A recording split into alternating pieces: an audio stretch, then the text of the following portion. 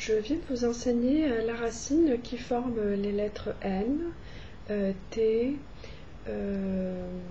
Y, B, P et le TH. Comment vous allez faire pour bien les mémoriser?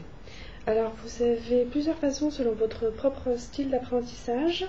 Alors, je vais vous les donner actuellement. Ils sont là. Donc, tout dépend si vous avez surtout une préférence visuelle, auditive ou tactile. Donc, la personne qui a une préférence visuelle va préférer plutôt voir le mot écrit en arabe et voir la partie correspondante au français.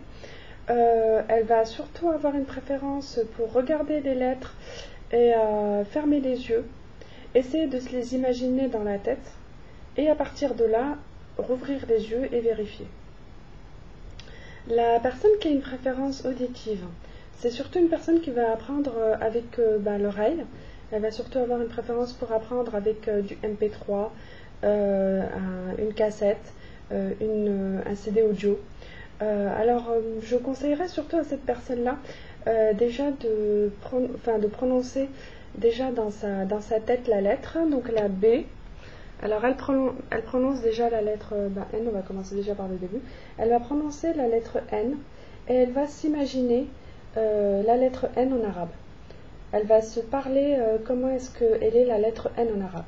Alors elle va dire N et après elle va dire pour créer la lettre N, je vais d'abord dessiner un demi, je vais d'abord dessiner cette forme-là, puis la forme comme ça, et puis après je vais mettre un seul point en haut, et là ça va me former la lettre N. Pour former la lettre B, je vais faire ce mouvement-là, et après je vais mettre le point en dessous, et là ça va me former la lettre B. Mais il est important pour elle d'abord de prononcer le son, et à partir de là, de se parler des gestes à faire. Elle ferme également les yeux, et puis après elle vérifie. La personne qui va plutôt avoir un comportement tactile ou une préférence tactile pour apprendre, c'est une personne aussi qui va préférer faire le mouvement avec sa main pour pouvoir apprendre le geste et pour pouvoir apprendre le mot, ou plutôt la lettre. Donc c'est une personne qui a une préférence pour écrire. Ce serait mieux aussi qu'elle écrive sous différents supports ou avec un stylo ou sur une feuille ou sur du sable ou dans l'espace, qu'elle fasse le geste dans l'espace ou sur la feuille, qu'elle ferme les yeux en le faisant et qu'à partir de là, elle rouvre les yeux pour bien vérifier. En sachant que pour les personnes qui sont dyslexiques, il ne faut pas fermer les yeux, c'est les seules personnes pour lesquelles je conseille de ne pas fermer les yeux. Imaginez la lettre devant vous, mais ne fermez pas les yeux. Voilà au niveau de l'apprentissage de cette racine-là.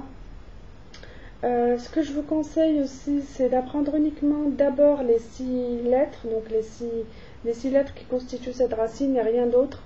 Pourquoi? Parce que la mémoire immédiate, donc la mémoire qui mémorise tout de suite, est une mémoire qui est assez limitée en temps. Vaut mieux apprendre 6 caractères maximum ou 7, une petite moyenne de 7 caractères maximum, si vous voulez favoriser votre mémorisation sur du long terme. Alors, récapitulatif, mémorisez uniquement ces formes-là pour maintenant, révisez-les et puis le lendemain, vous révisez ça et vous apprenez d'autres caractères.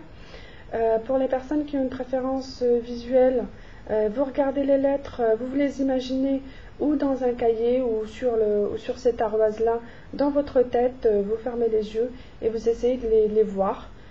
Certaines personnes vont les voir une à une et certaines personnes vont avoir une image globale.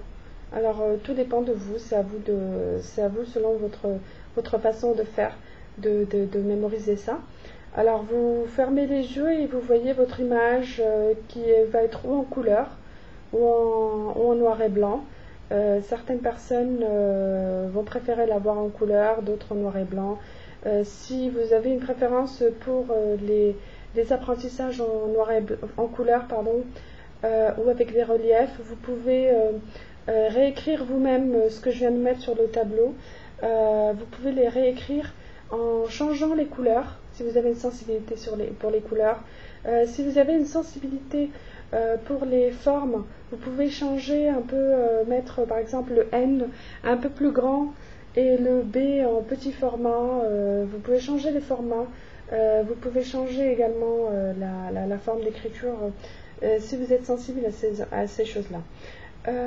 Pour les personnes qui ont une préférence auditive, donc vous pouvez vous parler les gestes pour pouvoir écrire les lettres.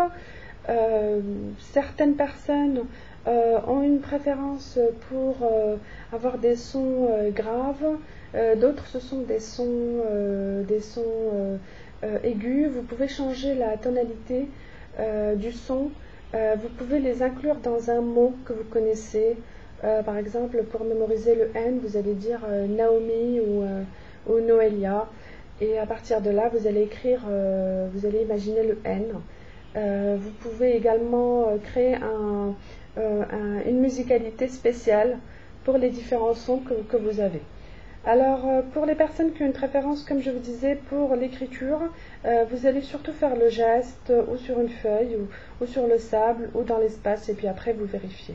C'est très très important de vérifier ce que vous avez fait, parce qu'on ne sait jamais, vous pouvez avoir noté d'une façon qui n'est pas bonne. Donc voilà.